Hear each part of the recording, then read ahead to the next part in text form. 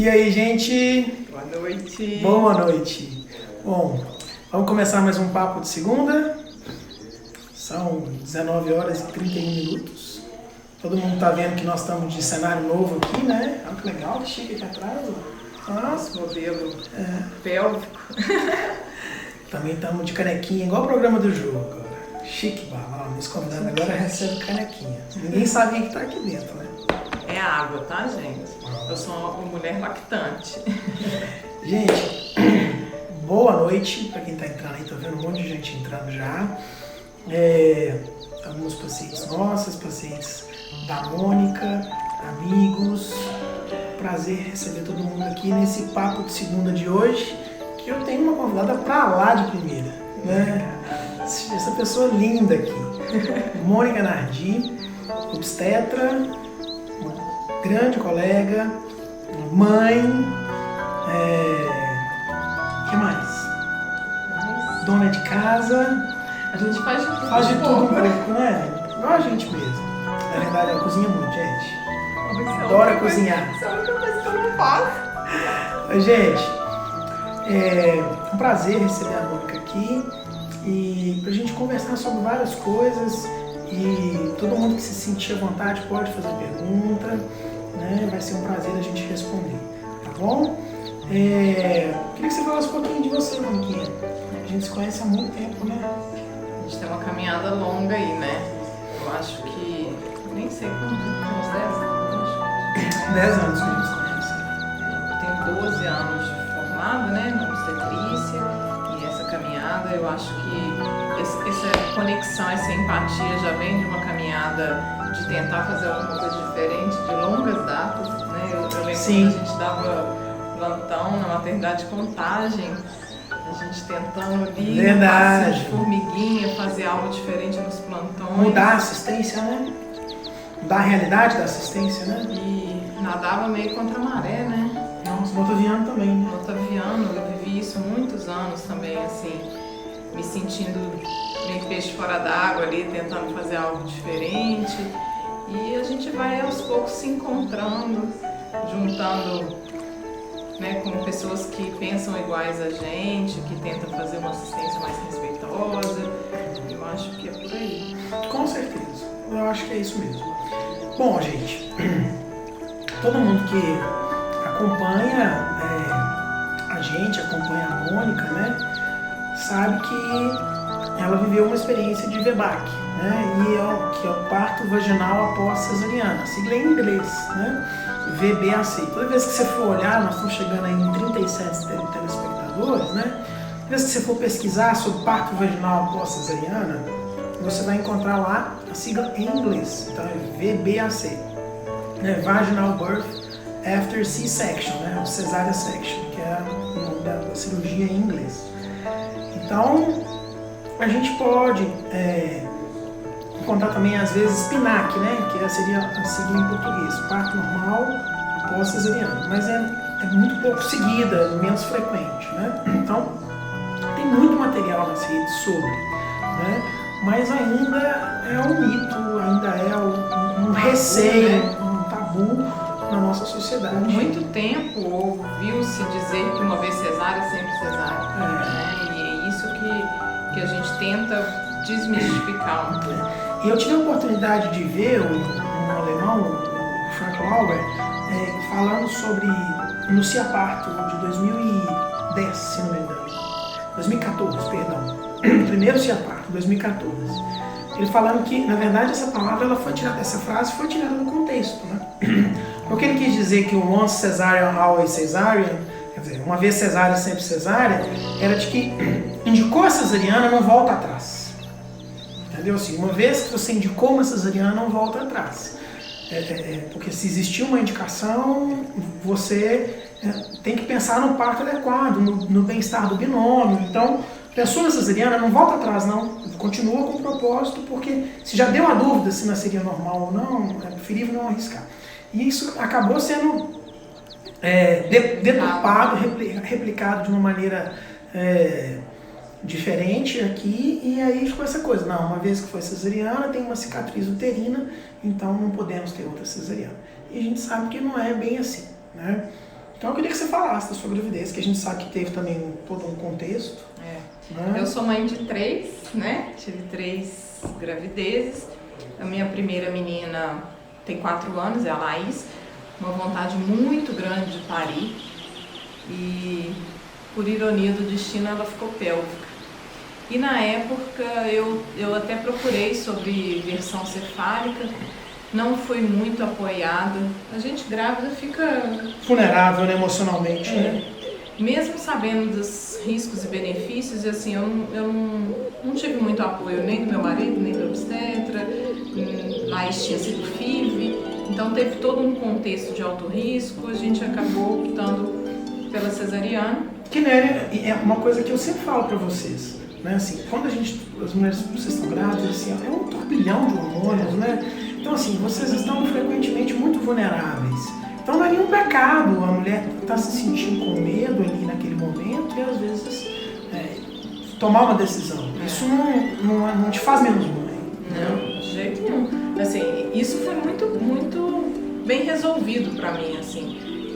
Eu senti um pesar de não ter podido viver uma experiência do parto naquela gestação, mas com tranquilidade, que estava sendo uma opção minha, da equipe que estava me assistindo, e que seria possível um parto numa outra possibilidade, né, numa outra gestação. Foi quando eu engravidei de novo, né? 2 anos depois eu estava perto do parto da Cecília, minha segunda filha, que infelizmente eu tive uma morte intraútero, né? Um decesso fetal com 38 semanas, a Cecília se foi. E mais uma vez eu acabei passando por uma experiência de cesariana, embora já estava com 4 centímetros esperando o parto, morreu com 38 para 39 semanas, então foi muito no finalzinho. E naquele momento, mais uma vez, eu estava entregue, né? Eu jamais ia pensar ou questionar alguma conduta da equipe diante da morte do filho, daquela situação que eu estava vivendo. Nem tinha estrutura emocional também, né? E aí, eu vou dizer muito honestamente, assim, da sala de ultrassom onde a gente fez o diagnóstico, a mesa de cirurgia, eu acho que eu não tive nem 10 minutos. Não foi nem possível elaborar muita coisa. Uma frase que eu sempre falo depois dessa experiência, que todo mundo quis resolver logo a situação para mim, entendeu? Assim, no intuito de me ajudar mesmo, eu não coloco nada assim. É aquele negócio assim, vamos resolver para ela, coitada. É mais ou menos isso a sensação que eu tenho hoje, sabe? Mas uma situação que não é resolvível, né? Então, assim, se a gente for parar para pensar no futuro obstétrico de uma mulher, um neném que não está com vida, a via de parto, ela tem que ser priorizada uma via de parto normal. E, enfim, eu passei de novo por uma cesariana. Foi quando Deus me presenteou com tudo, né? E aí eu engravidei. Com o diagnóstico de infertilidade, né? Eu tinha um diagnóstico de obstrução de vários laterais, né? E tudo veio aí como um milagre, de forma natural. Tudo foi a cura da minha vida reprodutiva, assim. Ressignificou muita coisa, né? De verdade. E foi quando eu pude vivenciar a experiência do parto, mesmo depois de 2 cesarianas. Eu queria muito parir. Eu lembro a gente conversando, se não me engano, na gravidez da Cecília. Você me perguntou se eu ia sobre tentar, a versão. Né? Não, você me perguntou se eu ia tentar a bebê. Que aí eu falei assim, com certeza. Sim, né? Foi, já estava com 4 centímetros. E a gente já estava caminhando para isso, eu ia esperar, né, até 41 semanas da Cecília. E aí ela foi com 38,6. E aí no turno? Aí eu fiz o diagnóstico de trombofilia, e na gravidez do turno fiz o tratamento todo, né, com a heparina. É uma outra questão que as pessoas perguntam muito, assim, é muita dúvida. Então como é que vai fazer com o uso da heparina? Não, tem que ser cesárea porque tem que suspender antes e tal. Que não é verdade, né? Que não é verdade, né? Então, muito pelo contrário, a via de parto preferencial para as trombofílicas é a via vaginal. Gente, tô vendo muita gente, nós estamos com 42 espectadores agora, podem perguntar. Então nós vamos falando aqui, mas porque assim, são 2 pessoas que gostam de falar pouco, né?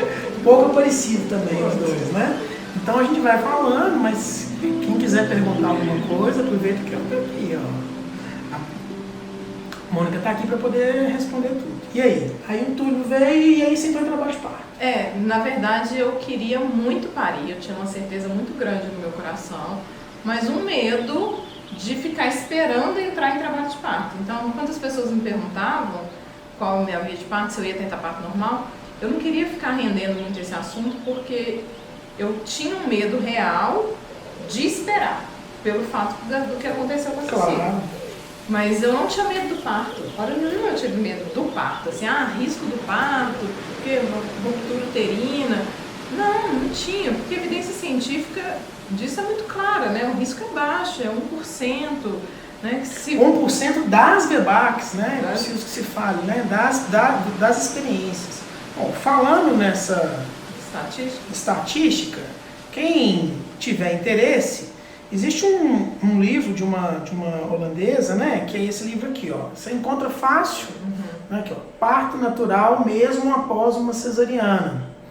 Tá? Não sei se você leu na época, Mônica, mas esse livro, eu devo ter uns 5 dele aí, por aí, espalhados. De vez em quando eles aparecem. Vem, volta com outra paciente, fala, fulano me passou para Beltrana e volta aqui de vez em quando. Mas esse livro é um livro muito bom, recomendo. Tá? Que máximo, Vanessa Rodrigues. Esteve com a Mônica na primeira gravidez e agora comigo na segunda. Que bom, que legal. Legal mesmo. Então, assim, eu não tinha medo do parto, né? Estatisticamente eu estava muito segura, eu estava com uma equipe muito respeitosa das minhas decisões. Então eu tinha colocado pra mim, olha como Deus é muito maravilhoso, assim. Eu tinha colocado pra mim que eu ia esperar até 38 semanas, pelo medo da trombofilia, né, dos tratamentos. Sim. Em que eu ia ter uma semana para parir, que é de 37 a 38. E foi quando eu comecei terapias, né, alternativas, junto com a doula que me acompanhou, a guardiã de parto, Micheline, que a gente fez... Que é uma gracinha, né? Adoro a Micheline, boa demais. E aí ela fez comigo umas terapias pra gente estimular, né, o trabalho de parto acontecer mesmo. E eu foquei muito, assim, 37 semanas eu parei. Você sabe que eu anunciei a parto esse ano e vi um trabalho com uma validade estatística impressionante. Na verdade, era uma vitamina de tâmara. Sim. É uma receita ayurvédica. Quem está nos acompanhando aí, pensa no que eu vou falar agora. Como é que você faz um estudo duplo cego, em que você dá tâmara para um grupo de pacientes e para outro grupo de pacientes você dá uma fruta que não é tâmara, mas a pessoa vai saber o sabor. Então quem estava comendo tâmara sabe que estava comendo tâmara. Então existe um viés aí de fator placebo, porque aquela paciente que estava comendo tâmara, ela sabe que ela tem uma teórica chance de entrar em trabalho de parto. A Micheline entrou ali. Ei, Micheline, tempo que eu não te vejo, estão falando de você. Então, assim, como é que você faz um estudo desse e prova que era tâmara mesmo dando um fator psicológico, né? Agora não, eles fizeram um trabalho com cápsula, mostrando que não, olha, as pacientes que tomavam tâmara em cápsula e as pacientes que tomavam placebo em cápsula. Então, ali tem um duplo cego, né? Ninguém sabe, nem mesmo quem estava fazendo a pesquisa sabia quem era o grupo controle e quem era o grupo estudo, né? Então aí ficou fácil. Bom, então, assim... E eu fiz né, junto com outras terapias com ela e a gente estimulou muito, assim, o trabalho de parto acontecer depois da 37ª semana. E com 37 semanas e 4 dias minha bolsa rompeu. Eu entrei em trabalho de parto e foi um parto natural, assim, transformador. Eu falo que são experiências assim que, óbvio que uma experiência ela não de parto vaginal com cesariana, eu falo que não é uma experiência melhor do que a outra, mas é uma experiência diferente. Ela pode ser melhor ou pior dentro da sua percepção, mas dentro da percepção da paciente, entendeu? O que eu falo? Porque assim, tem gente que fica, às vezes assim, o que eu quero dizer? Um parto não tira a beleza do outro. Não, né? Eu tive 3 partos, assim, então eu valorizo cada parto que eu vivi, assim, Laís, a Cecília, o Túlio agora. Eu acho que cada parto para a mulher, ele é individual, ele é único, ele é uma experiência maravilhosa. Mas o grande foco, assim, eu tinha muito desejo de viver isso na minha vida. E eu tive 2 experiências anteriores que não foram favoráveis. Não tiro, assim, a emoção de ter um filho, porque eu acho que a gente quer parir, mas a gente quer filho no fim das contas, né? Ainda mais depois da experiência da Cecília. Então, eu tenho um olhar muito além do alcance, que eu falo assim, eu estimulo muito o parto fisiológico para as pacientes, eu quero muito que elas vivenciem a sensação e a experiência de ter contração, de percorrer a caminhada, mas o grande foco não é vaginal ou abdominal, assim, né? Eu acho que cada parto tem a sua grandeza. Com certeza. Inclusive, eu tenho experiências, eu tive uma experiência no começo desse ano de uma paciente que era uma primeira gravidez com apresentação pélvica. Ela tentou duas versões, lá no Sofia, inclusive, com o Edinho. Não foi possível a versão, e ela, sobrinha de obstetra, também falou, olha, a gente falou, não é bom parto pélvico primigesta não. Eu falei, realmente não tem muita evidência. Então nós vamos com uma cesariana? Vamos. Mas ela decidiu entrar em trabalho de parto, ficou em casa com a doula dela por um tempão, curtiu o trabalho de parto, mas no fundo, quando a gente chegou na Santa Fé, cesariana. Isso aí, eu acho que a caminhada é muito válida, a experiência de viver contração é muito válida. E eu não tive isso das meninas, assim, porque da Laís eu tive um parto que dilatou, um colo que dilatou no final, assim, então eu cheguei com 38 semanas e 6 dias, quando o parto da Laís foi com 38 semanas e 6 dias, eu já tinha 6 centímetros de dilatação, então eu tinha muito medo também, eu brinco, a gente grávida fica meio medrosa. Sim. Eu sonhava várias vezes que minha bolsa rompia, eu chegava com o pé... Com o pé pra fora. Na maternidade, isso era um sonho que me atormentava, assim, porque eu já tinha essa dilatação e uma expectativa de ser tudo muito rápido, de ser um parto de urgência. E geralmente o parto pélvico é mais rápido, né? Ele é mais rápido. E eu primigesta, já de largada com 6 centímetros, Laís pequenininha. Eu tinha isso muito, assim, então o negócio foi meio programado. Eu não vivi experiência de contração da Laís. Da Cecília eu não vivi, então do Túlio foi assim, era o que eu queria sentir nessa vida. Então pra mim foi... Eu acho que é um encontro consigo mesma, né? Um encontro com você mamífera, né? Assim, passar pela experiência, né? Eu falo que é uma oportunidade, assim, eu nunca vi nenhum homem grávido, né? Então, pois é. Então eu falo assim que é um momento muito feminino, muito da mulher. Tem gente perguntando aí, ó. Tive uma perda gestacional há 30 dias, 38 semanas. Ô, Nath, que pena, meus sentimentos pra você, viu? No caso de uma nova gestação, de parto vaginal, quanto tempo devemos esperar entre uma gestação e outra? Que bom. Pode falar, eu leio o segundo. Bom, eu acho, é o seguinte, com relação à questão do parto, a gente sempre, o ideal é esperar pelo menos 18 meses, tá? Todos os trabalhos na literatura falam que se você tem uma cesariana, um corte no útero, e esse corte no útero foi há menos de 18 meses, ou 1 ano e meio, não é interessante que você tenha um parto vaginal após cesariana, tá? Você deve ter uma 3ª cesariana. Agora, estou dizendo para a via de parto, né? Agora, para engravidar novamente, acho que tem que avaliar outras questões também, né? Como que está essa construção dentro da perda dentro da sua cabeça, como é que você já está, né, assim, tranquila com relação à superação disso. Eu acho que é o coração que manda. Exatamente. Mais do que o físico.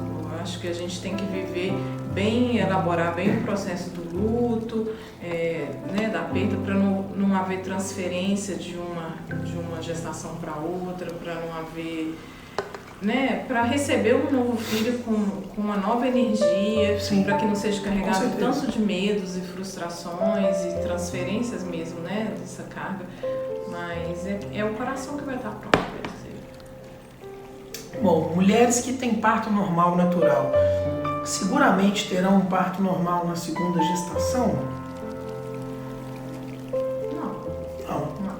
Eu acho que existe uma chance, se a gente for pensar em termos físicos, um segundo parto é sempre mais rápido, né? Mais fácil, em termos da capacidade fisiológica da mulher, porque o corpo tem memória celular. Mas eu acho que se a gente for pensar que para aquela mulher um primeiro parto vaginal natural foi uma experiência traumática, ela pode entrar num segundo parto com muito medo, com um desejo de cesariana. Sim, e outros fatores orgânicos também, né? Assim, um pré-natal de alto risco que mudou uma situação. Sim, é o próprio mecanismo do trabalho de parto mesmo, né? Eu falo que... Cada gravidez é única.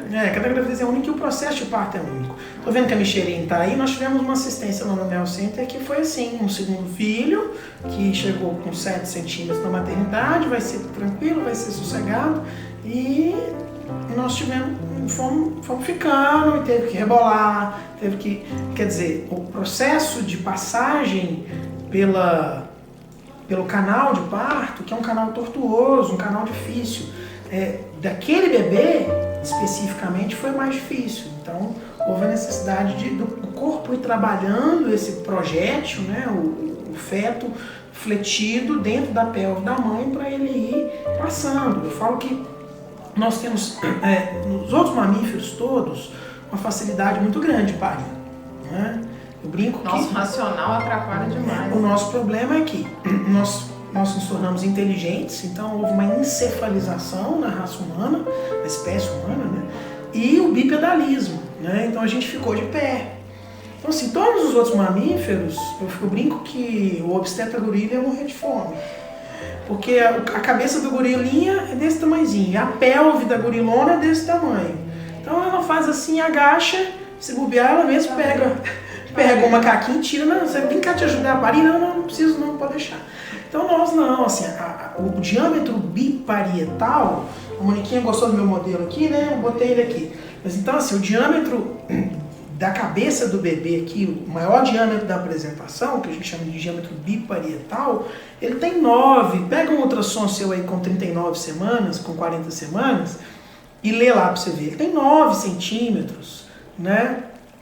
Então, e a pelve da mulher, lá no estreito inferior, na saída, tem 11 centímetros, em algumas raias do diâmetro.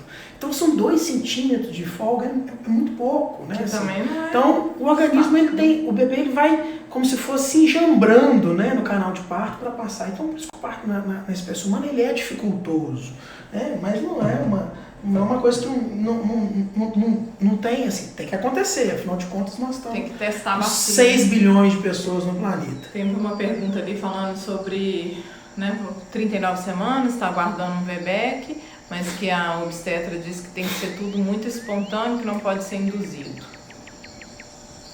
Essa pergunta é boa, é uma dúvida muito frequente, né? Pode falar. Na verdade a gente tem essa cicatriz, né, sobre o útero, com um risco espontâneo, se a gente for pensar nas tentativas de parto pós-cesárea, uma estatística de ruptura de 0,5% a 1%, e quando a gente está falando de um parto fisiológico, realmente as intervenções elas aumentam esse risco, né? Então, assim, não é que é absolutamente contraindicado. Exatamente. A gente tem que entender que um parto mais fisiológico, quanto mais fisiológico, mais seguro é. Né? Menos risco a gente vai ter.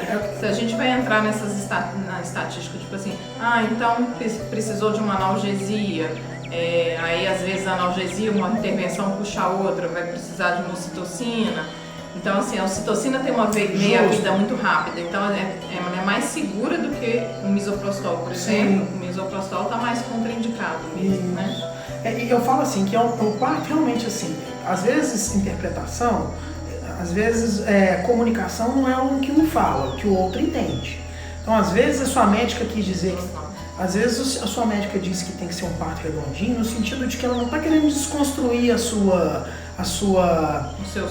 sonho, não é isso não. Às vezes ela está te dizendo o seguinte, olha, o ideal é que fosse mais redondinho, mais fisiológico e tal, mas assim, se precisar induzir, a gente tem método mecânico para induzir, né? Não é o ideal seria que fosse um parto mais fisiológico, o mínimo de intervenção. A indução farmacológica, ela aumenta os riscos, né? Sim. Então a gente não recomendaria por esse motivo. Que é o misoprostol, né? Mas assim, o Krause, acupuntura, descolamento de membranas, até romper bolsa. Eu tive uma paciente que teve uma VMAC 2 que ficou 48 horas de bolsa. Ela rompeu bolsa numa sexta-feira com o colo fechado.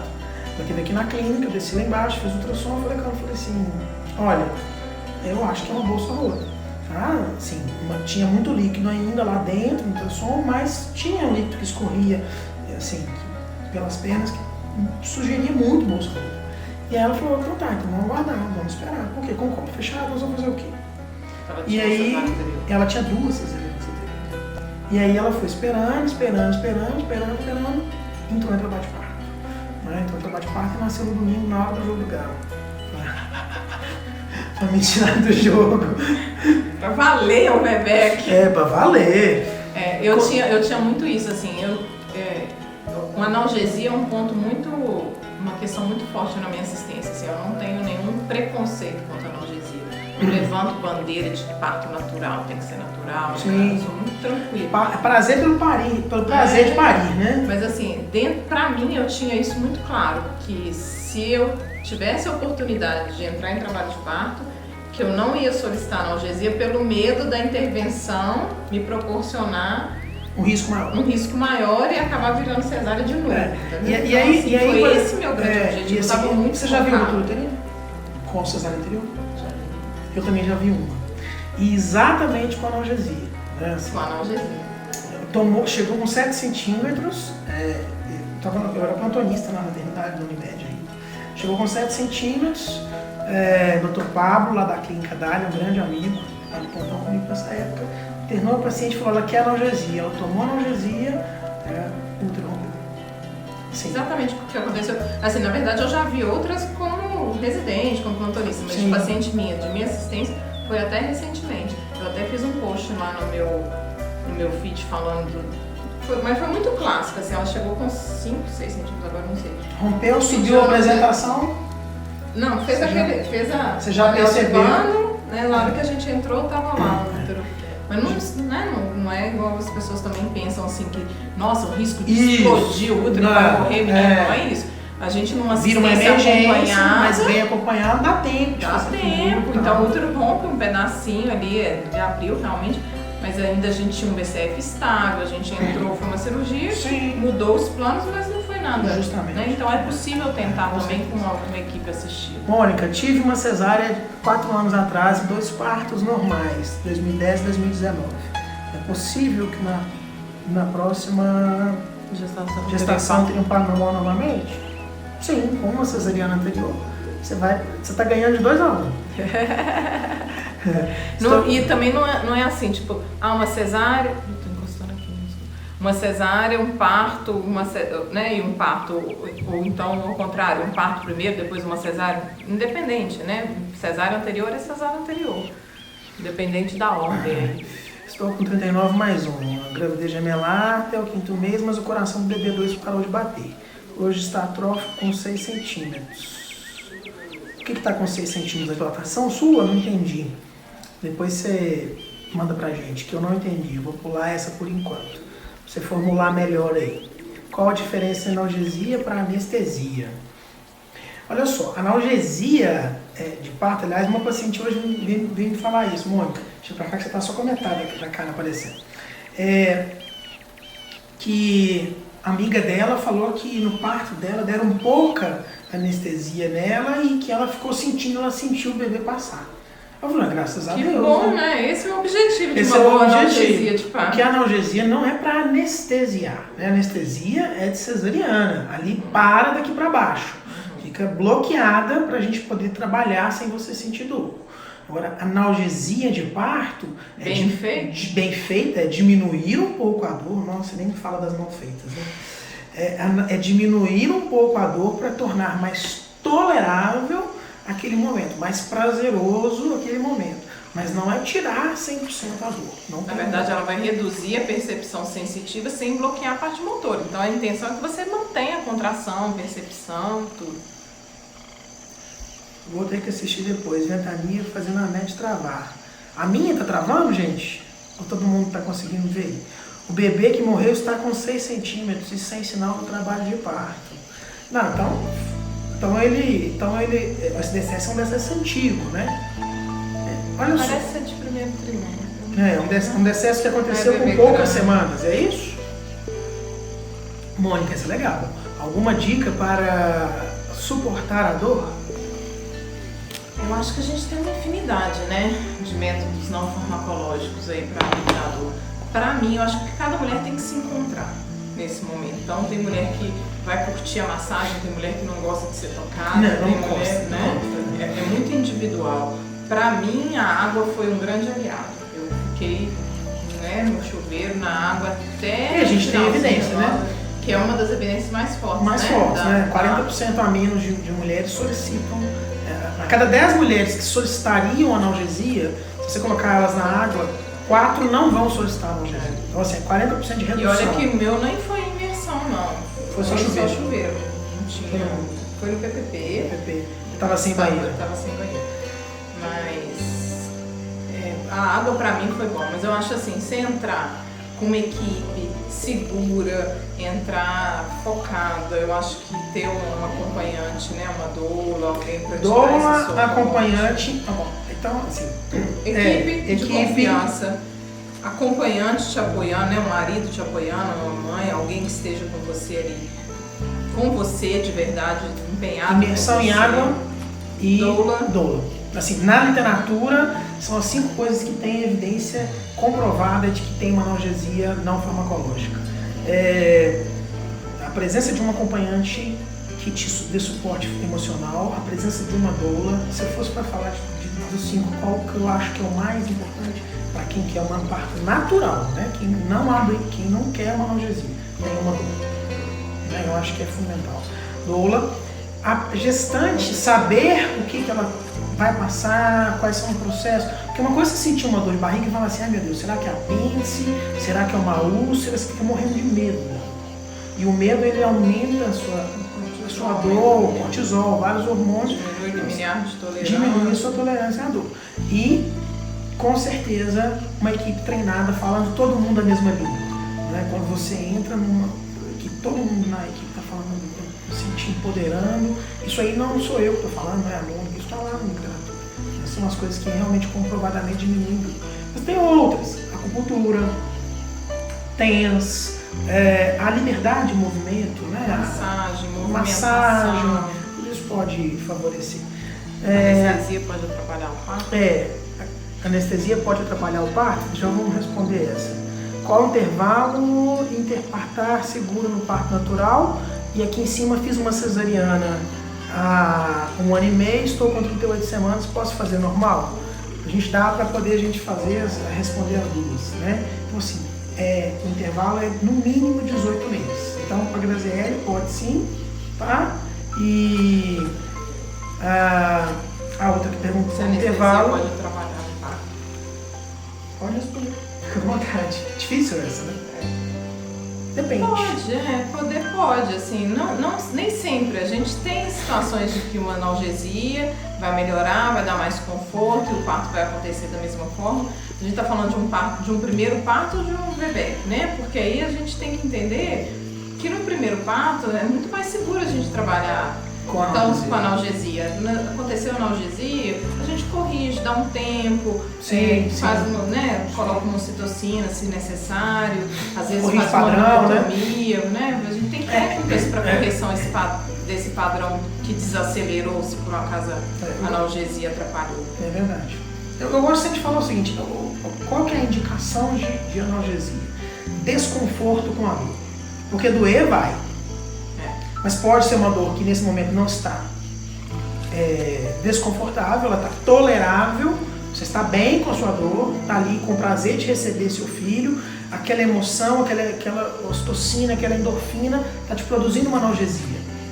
Né? Eu costumo fazer uma comparação esdrúxula, que é igual jogar futebol. Você está jogando futebol, você toma uma pancada na canela, esdrúxula, mas você está jogando futebol, você toma uma pancada na canela, você continua jogando. A hora que você para, que você fala assim, puta merda, quebrou minha perna, entendeu?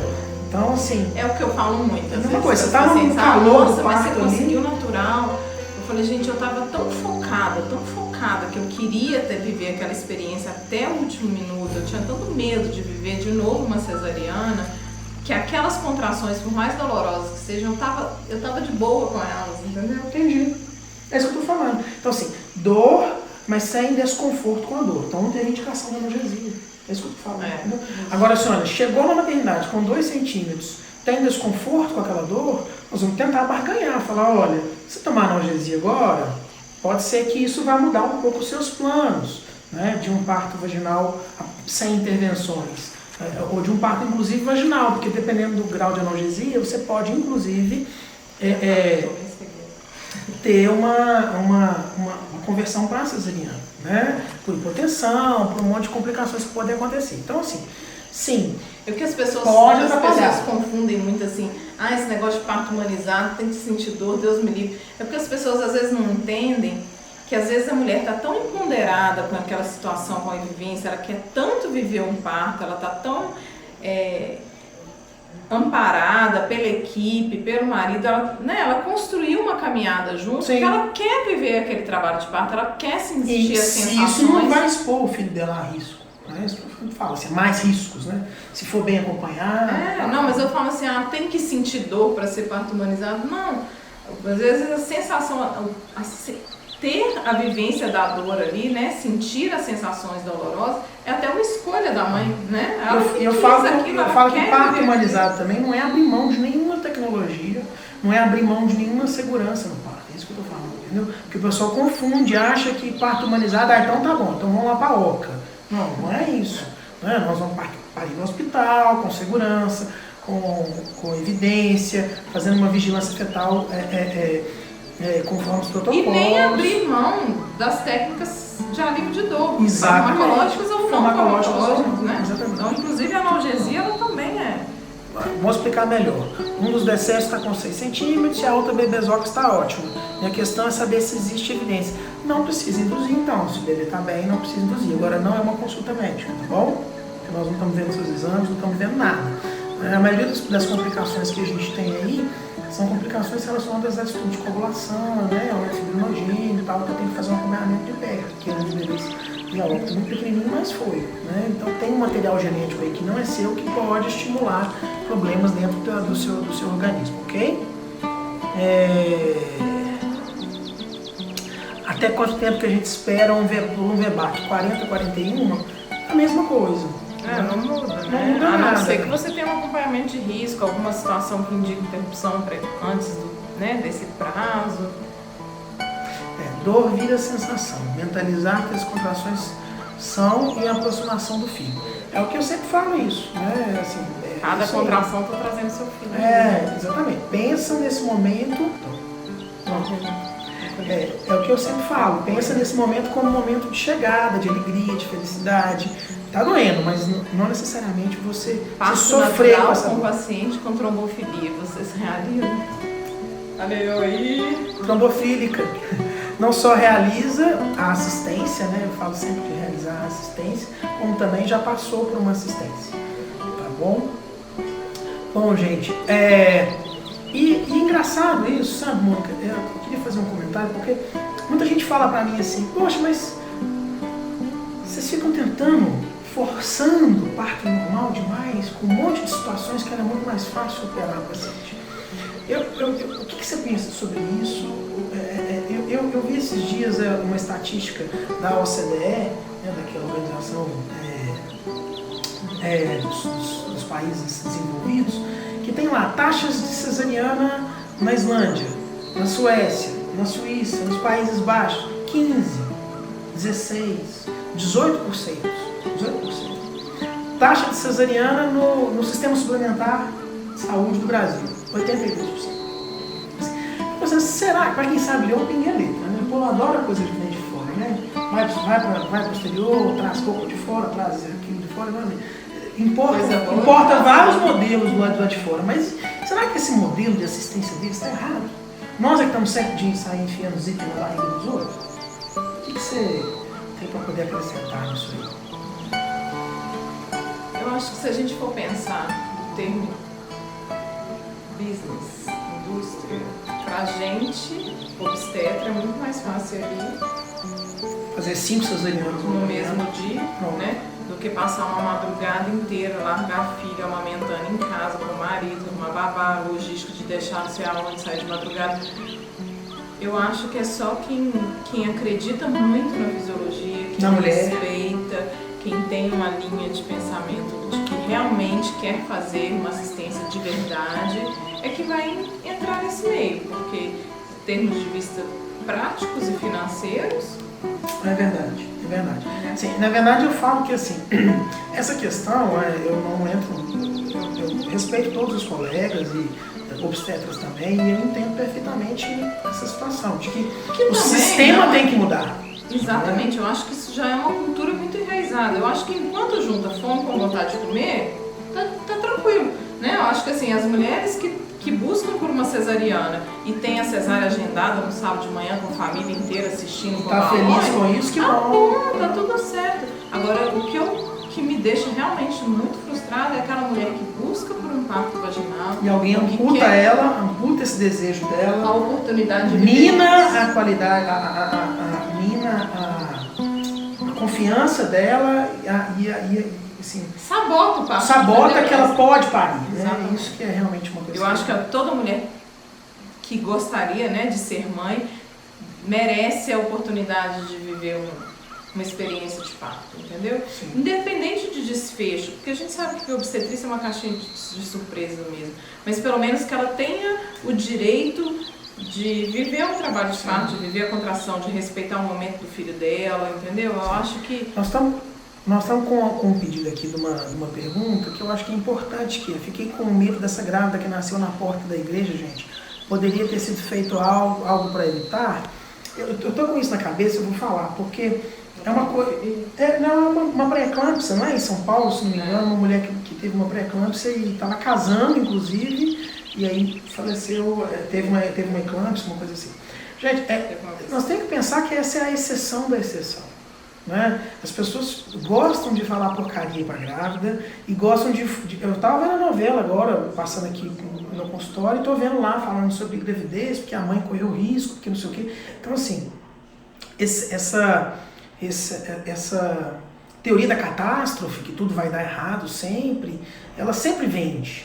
Né? Sempre tem alguém para te contar uma história ruim no final, exatamente, entendeu? Colocar um drama, colocar um medo. Então a gente tem muito que então, ser tem que pensar, os vídeos. Era uma coisa que eu estava se falando. blindar, assim, né? 37 semanas eu parei de trabalhar para focar no meu parto, assim, no meu objetivo de parir. Então eu desacelerei trabalho, entrei em terapia, fazia massagem perineal, banho de chuveiro quente na bola, fazia tudo que você imaginar para focar e conectar com o meu corpo, com esse grande objetivo, né? De me permitir. Então se você chega no final com medo, um monte de gente falando um monte de coisa na sua cabeça, às vezes até, né, da equipe que está assistindo, colocando um monte de medo, te direcionando para uma cesárea, vai acabar sendo. Eu acho que a gente, infelizmente, aqui no Brasil, a gente tem que lutar pelo parto para parir, tem que lutar para parir, porque... Luta para tudo no Brasil, né? Aqui, o Renatão tá falando aqui, o doutor Renato é um grande amigo médico, falando que a cirurgia é a cesariana é uma cirurgia e tem os seus riscos, sim. Claro que tem, não só risco de infecção, mas risco, por exemplo, de trombose, nós estamos falando aqui. Hoje eu assisti uma paciente no consultório que o marido é cirurgião. Ela é enlouquecida para parir, porque o primeiro tinha sido cesárea, e ela levou o marido cirurgião para tentar convencê-lo de que ela pode parir. E ele, né, cabeça de cirurgião, ele entende que o risco da cesariana é menor. E na verdade não é menor. Se a gente for entender, o risco de parto é infinitamente menor. O risco da cesárea é um risco mais controlado. Sim. Né? Sim. Ok. Com menos imprevisibilidades, né? Mas se a gente for colocar em termos estatísticos, de sangramento, de infecção, risco de TEP inerente ao próprio procedimento cirúrgico, de trombose, ele é infinitamente maior do que um parto vaginal. Primeiro VBAC que você assistiu? Tô perguntando ali. Primeiro VBAC que eu assisti? Ai, não lembro. Não lembro. 2009, eu acho. Não sei. Provavelmente 2009, o meu. Foi na Nordeste. Porque na época, assim, na residência fazia. VBAC 1 fazia, né?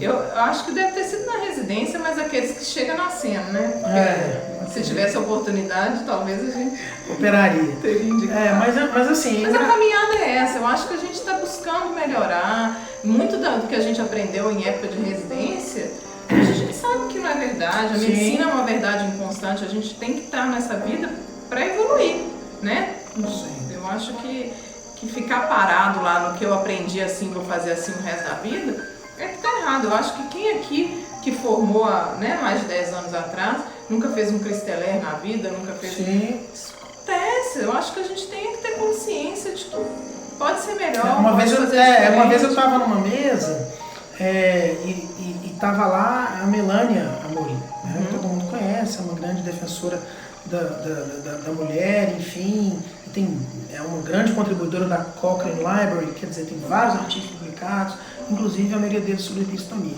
E ela começou a palestra dela falando assim, gente, eu queria pedir desculpa a todas as mulheres que eu fiz episiotomia na minha vida. Porque se vocês disserem que eu nunca fiz, eu fiz. Na minha residência eu fiz muito, mandavam fazer, eu fazia. Eu achava que aquilo era o certo. Né?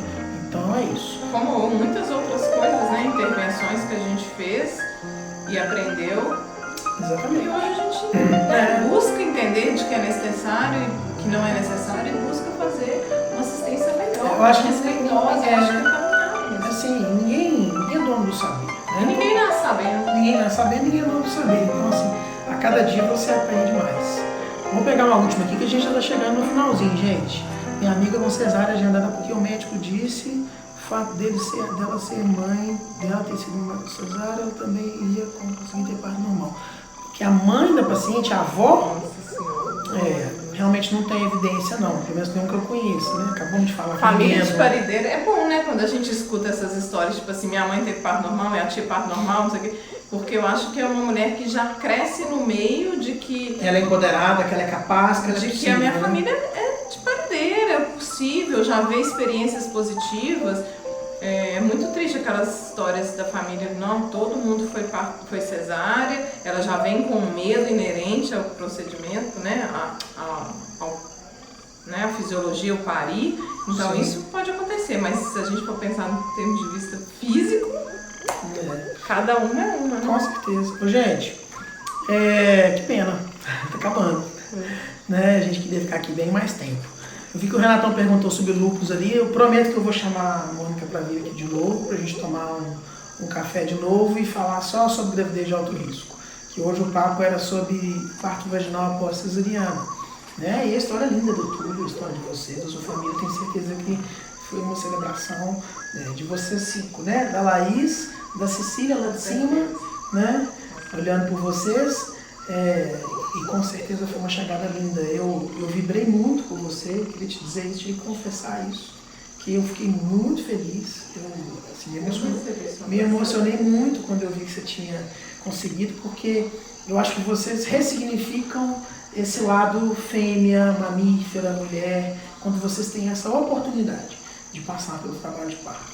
Eu acho que mostra um pouco assim, o brinco que não tem pai que corta um cordão que não se emociona, não abandona um filho. Deixa eu só colocar um parênteses. Então eu vou te fazer uma pergunta de alguns comentários que eu recebi como crítica na época que eu vivia o trabalho de parto do Túlio, por ter sido um VBEP 2 numa suíte PPP e não um bloco cirúrgico. O que você me diz disso? Assim, eles têm protocolos mais rígidos, né, para a suíte de parto, né? Na verdade, a gente tem na legislação suíte de parto e tem o centro de parto normal, né? Então, assim, no centro de parto normal existe legislação, mesmo sendo no centro de parto normal intra-hospitalar, existe legislação própria que sugere, a ANR sugere, a norma regulamentadora sugere que não seja conduzido com parto com cesariana anterior, assim como, por exemplo, outras situações de risco não devem ir para o PPP, sabe? O que eles fizeram, por exemplo, lá no Neocentro, eles fizeram um PPP de alto risco, uma suíte de parto que está em frente ao corpo.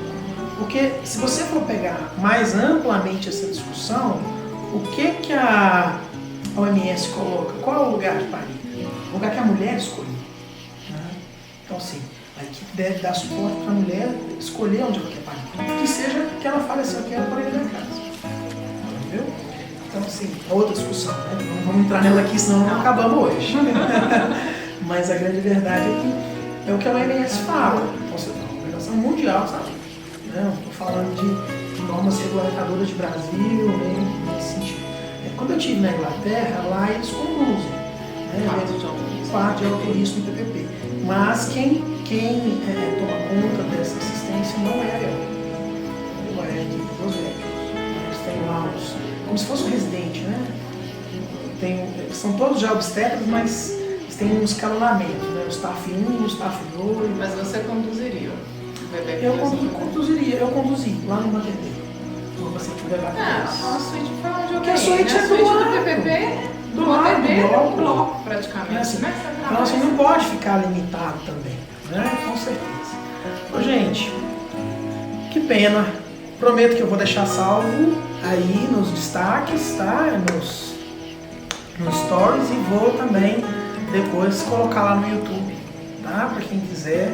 Eu tive esse prazer de receber essa grande amiga aqui hoje, que a gente enriqueceu muito, né? Foi muito bom.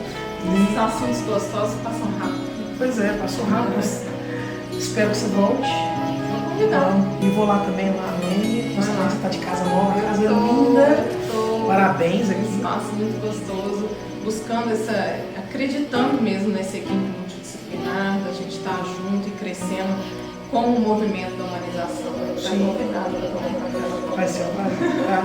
Bom, nós vamos encerrando. Um beijo para vocês. Um beijo, obrigado. boa noite. Então, até a próxima, até segunda-feira que vem. Papo de segunda com convidado. Convidado de primeira.